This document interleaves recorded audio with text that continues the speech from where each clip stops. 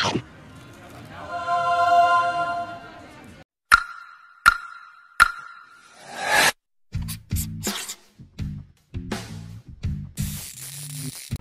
unta sa usa ka kinalamian nga nguyong diri sa Cebu.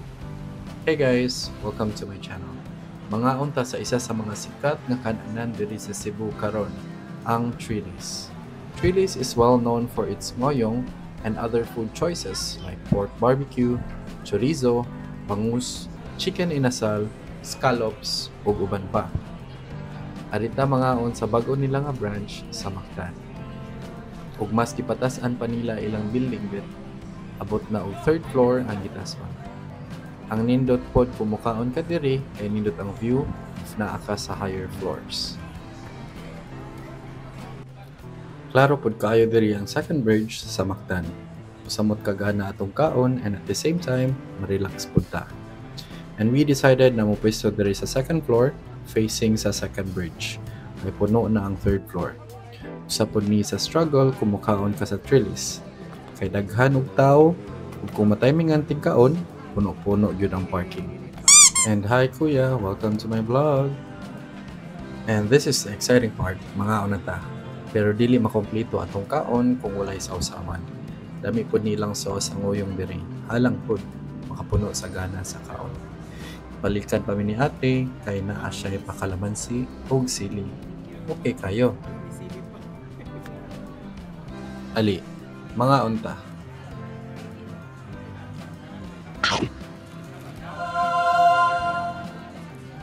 Unang kagat, init kayo. Bitaw, para na mo isa ni sa among paboritong ang nguyong sa Cebu currently.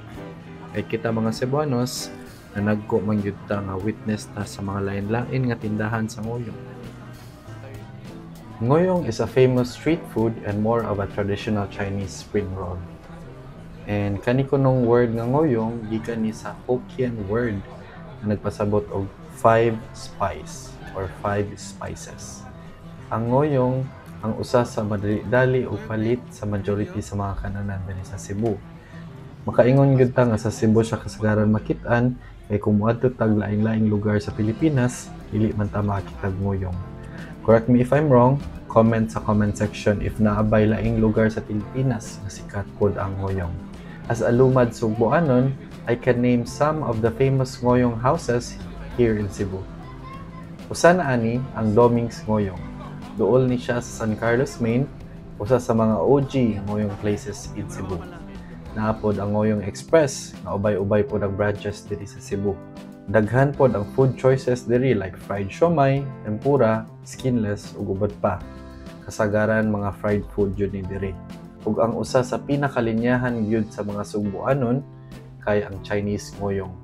Unahan ra pod ni gamay sa San Carlos, Maine, ug usa sa pinakadugay na diri nga ngoyong house sa Cebu. Ug mao na to, perting busuga namo. Daghang salamat Trilis. Sa lamian nga ngoyong, inya duha ka rice lang sa ang atong mahurot karon kay diet man kuno. Mao man tagkaon, lami gyud na ipangula. Ug perfect kaayo kay naaray Pick Up Coffee sa gawas. Pick Up Coffee is a Filipino-owned coffee chain offering premium espresso-based beverages. Naa sila lain-lain flavors sa coffee ug naapod sila dili coffee like flavored tea or chocolate drinks.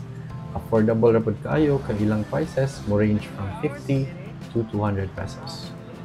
Namong gi-order kay dark chocolate and Spanish coffee. Mao ra to. Happy na ang mga bata sa ilang food trip. Daghang salamat sa pag-uban diri lang sa Taputo.